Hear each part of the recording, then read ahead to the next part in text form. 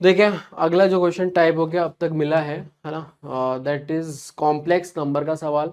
और देखो जेड एक कॉम्प्लेक्स नंबर दे रखा है और एक इक्वेशन दे रखी है जेड जेड बार और जेड इन सब में, है ना। और Z bar is a conjugate, let imaginary part of Z will be non zero. ठीक है, तो इमेजिनरी पार्ट ऑफ जेड जो है वो नॉन जीरो है, मतलब आप समझ रहे हो कि x प्लस आयोटा वाई में y जो है वो नॉन जीरो होगा, ये वाली बात बोली जा रही है। अब हमें लिस्ट मैच करने हैं। अच्छा उससे पहले ना अगर हम थोड़ी बहुत तिगड़म बिठाएं इधर तो कुछ बनाने की कोशिश करें तो अभी तो नहीं समझ में आ रहा, तो फिर अपन सीधे सीधे जो समझ में आता है बेसिक सी x प्लस आयोटा वाई से स्टार्ट करते, क्योंकि ऑप्शन भी कुछ इस तरीके के पूछे कि हमें इंडिविजुअली जेड निकालना ही पड़ेगा।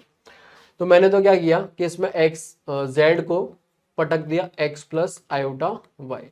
तो भाई मॉड जेड कितना हो जाएगा, square root of X square plus Y square. तो हमारे पास ये कितना आ जाएगा, X square plus Y square, है ना। और इसकी पावर कितनी, 3। क्लियर है, इसकी पावर आ जाएगी 3 plus twice of Z square. Z square कर लो तो वो कितना आएगा, X square minus Y square plus 2xy into iota. Clear है, प्लस 4 टाइम्स जेड बार निकालोगे तो x माइनस आयोटा वाई आ जाएगा, माइनस का 8 बराबर 0 आ जाएगा। ठीक है, तो ये बन गया। अब इसमें रियल पार्ट अलग कर लेता हूँ, इमेजिनरी पार्ट अलग कर लेता हूँ। तो रियल पार्ट अगर आप देखोगे तो ये आ जाएगा X square plus Y square की पावर कितना, 3/2 plus twice of X square minus Y square. एक तो ये निकल गया, एक यहाँ से 4x निकल जाएगा और माइनस का 8 निकल जाएगा, है ना। उसके बाद में अगर आप नोटिस करोगे तो आयोटा के साथ में जो आएगा वो आएगा कितना, 4xy आएगा एक तो, और यहाँ से आ जाएगा माइनस का 4y। ठीक है, तो इसको ये 0 होगा और रियल पार्ट भी 0 होगा एक साथ, एक साथ। तो मैंने लिख दिया X square plus Y square की power 3/2 plus twice of X square minus Y square plus 4x minus 8, this is equal to 0 and. अच्छा इसको 0 करोगे तो यहाँ से 4y कॉमन आ जाएगा और x माइनस 1 बराबर 0। यहाँ से दो बातें होगी, या तो x बराबर 1 होगा या फिर y बराबर 0 होगा।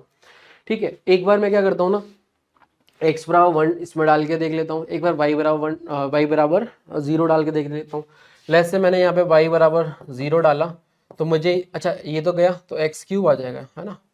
और यहाँ से कितना आ जाएगा, 2x स्क्वायर आ जाएगा प्लस का 4x आ जाएगा माइनस का 8 आ जाएगा, दिस इज इक्वल टू 0। एक तो इक्वेशन मेरे पास ये बन गई। दूसरी इक्वेशन में अगर आप ध्यान दो तो मैंने क्या रखा, x इज इक्वल टू 1, है ना, x is equal to 1। Clear है, तो x इज इक्वल टू 1 में अगर यहाँ पर रखोगे तो ये बनेगा 1 प्लस वाई स्क्वायर की पावर 3/2, है ना, plus 2 into 1 minus Y square. अच्छा एक्स बन रहा है, हाँ सही, प्लस कितना आएगा 4 माइनस 8, तो ये हो जाएगा माइनस का 4, दिस इज इक्वल टू 0।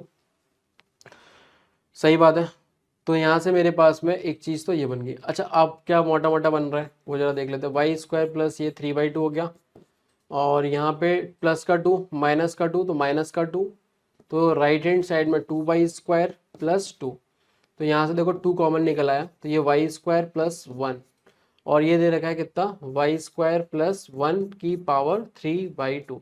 तो देखो यहाँ पे 1 है, यहाँ 3/2 है, तो ये समझ गए, है ना, उड़ जाएगा।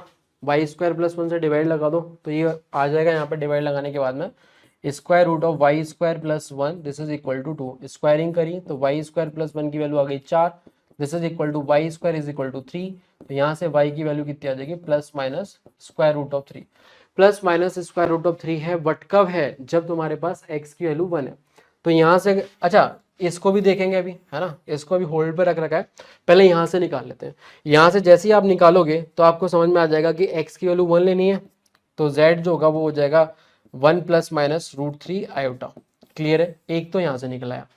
अब जरा इसकी बात कर लेते हैं। अब देखो यहाँ पे जब इसकी तुम बात करोगे ना, अच्छा ये तो वैसे ही खत्म हो गया, क्योंकि इन्होंने क्या बोला है कि z जो है वो non imaginary part of z is non zero, but ये तो गया, मामला ही खत्म, रद्द हो गया। तो z तुम्हारे पास निकल रहा है कि z तुम्हारा 1 प्लस √3 आयोटा होगा, या फिर z is equal to 1 minus √3 iota होगा।